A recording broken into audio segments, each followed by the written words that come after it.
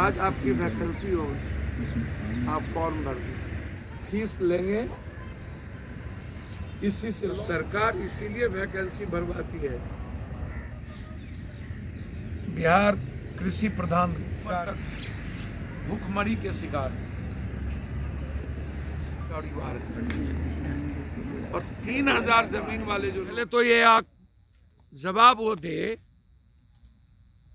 उसकी आईवी कहाँ थी, सिद्धू कौन है। अमित शाह जी के साथ 7 फोटो, नरेंद्र मोदी जी के साथ 4 फोटो। जिस सिद्धू के बारे में पहले से किसान मंच ने साफ शब्दों में कहा था कि ये गवर्नमेंट से मिला हुआ है, 3.5 लाख ट्रैक्टर निकला जिसमें मैं भी था, और वो लौट के चले गए अपने अपने बॉर्डर पे। 10,000 किसान आरटीओ गोलंबर पर कैसे पहुंचा, और उसके बाद जिस तरीके से गोदी मीडिया जो किसानों से लड़ने लगे, उग्रवादी उन्मादी, परसों क्या गोदी मीडिया को यह खबर नहीं थी कि सरकार की साजिश का हिस्सा है आरटीओ गोलंबर पर? सिद्धू कौन है?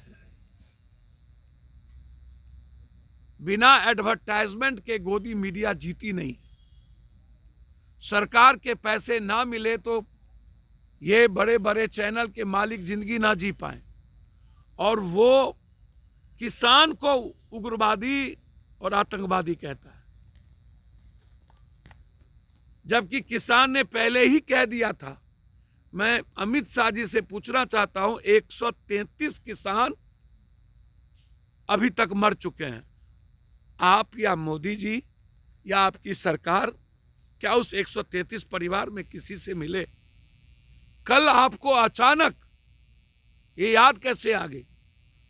चोट लगा है, आपको किसान याद नहीं आए?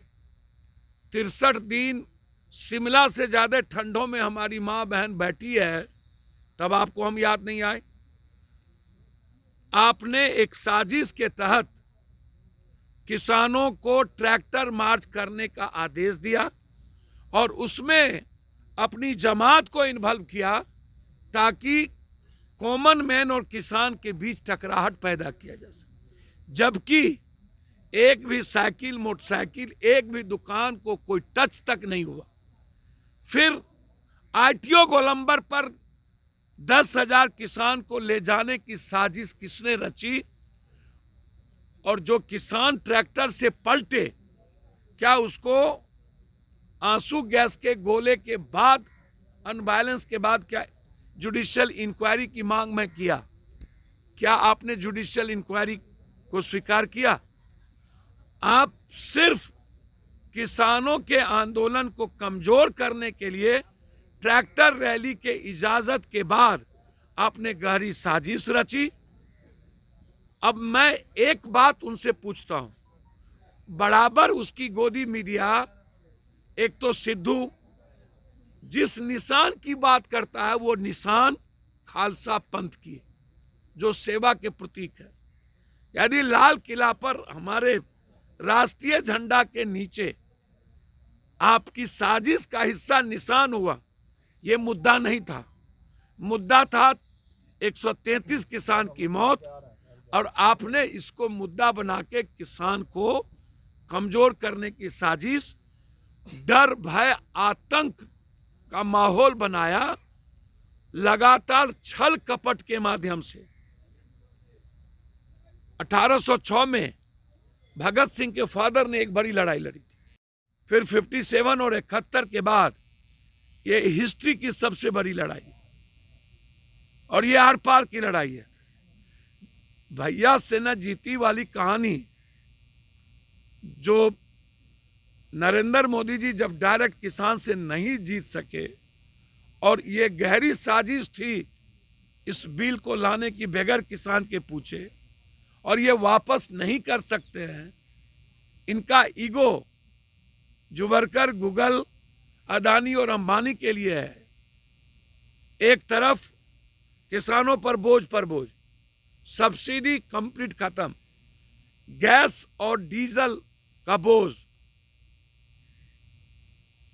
यूरिया सल्फेट को कम कर देना, जिंक को 50 केजी के जगह 45 और 40 केजी, और एक भी किसानों को हिंदुस्तान में सब्सिडी नहीं, किसान बीमा योजना की समाप्ति, और उसके बाद एक बड़ी गहरी साजिश के तहत कल गाजीपुर बॉर्डर पर किसान के मनोबल को कमजोर करने के लिए 5000 हमारे ही बेटे को किसान और जवान के बीच टकराहट करने की एक साजिश, और जो कल आतंक का माहौल था उसके खिलाफ ये जंग, जिस तरीके से कल डराया गया, मैं देश के विपक्ष के नेताओं से कहना चाहूंगा,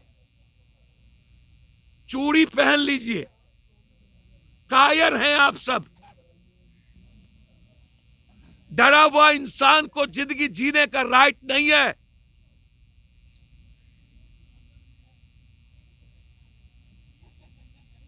इतना कमजोर विपक्ष, रात में निकलना चाहिए था उसे और गोली खाने की तैयारी करनी चाहिए थी।